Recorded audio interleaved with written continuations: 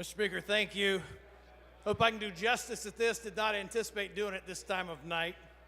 But I want to thank Representative Whitworth, Chairman of the Military and Veterans Affairs Committee, and Vice Chairs Graves and Sabo, and Mr. Barrett as well for joining me. I rise today to give solemn tribute to the over 2,000 Americans who were killed on the morning of December 7th, 1941. 76 years ago, the date which Franklin Delano Roosevelt said would live in infamy. To our knowledge, we have 3 Pearl Harbor survivors still living in Michigan. Don Bloomfield of Midland was with us a year ago, was not able to join us today. And there's one in Troy that we know of and one in Jackson who's gone to Pearl Harbor today for the commemoration service. The one that was in Bloomfield Hills has passed away since last year. I have a special personal interest in this day. 76 years ago, today, this morning, my 19-year-old father stood in formation preparing to go on guard duty when the first Japanese plane flew over. He was part of the Marines who didn't have ammunition, so they took a pickup truck, drove it through the front door of the armory, strung it out down the street, started shooting at Japanese airplanes, and my dad's unit got a presidential citation for taking down one Japanese Zero with just rifle fire. The streets, the buildings are the same. The last December that my father was alive, 15 years ago this year, I took him back to Pearl Harbor. He was able to identify the same spot and the same street that he stood that morning.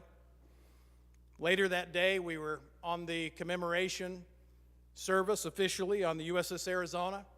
Took my dad's picture with a Major General of the Marine Corps, and they had him wearing a purple lei to identify him as a survivor. And what that meant was all the generals and admirals, everybody of every rank, saluted former Staff Sergeant James R. Glenn. The last thing we did that day was find the grave of his best friend, Bobby Peak, from Basic. My dad and Bobby had gone out to a Charlie Chaplin movie on Saturday night, got their pictures taken with some hula girls, and the next morning, Bobby was assigned to guard duty on the USS Oklahoma.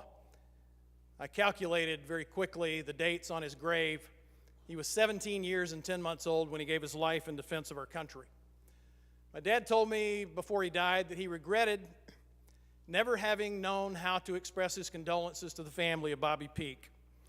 And it occurred to me just a few years ago, what if I could find some remaining family member of that 17-year-old Marine on Ancestry.com? Miraculously, I did. I found his 79-year-old nephew, who was just old enough to have remembered his Uncle Bobby going off to war. Got a phone number, called him up on Memorial Day. He was an Air Force vet, was able to tell him things about his uncle that he and the family did not know, and to tell him that my father and I had visited his uncle's grave on December 7th of 2002. And I was able to close the loop for my father in finding Bobby Peak's family. Every day, and especially this day, I'm reminded of what I think is an obligation of duty to live my life in such a way as to give honor to the memory and to being the son of former Staff Sergeant James R. Glenn.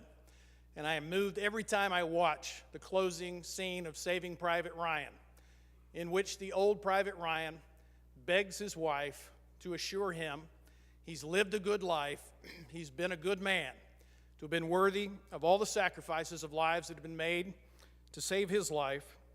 I think we all ought to feel the same obligation to conduct ourselves here in our public responsibility, but to live our lives even privately in such a way as to be worthy of all the sacrifices of all those who have come before us to guarantee us a safe and free country, and particularly on this day, as we remember the Americans who gave their lives in the attack on Pearl Harbor. I ask your support, Mr. Speaker, and my colleagues for this resolution to declare December 7th, 2017, Pearl Harbor Remembrance Day. Thank you, Mr. Speaker.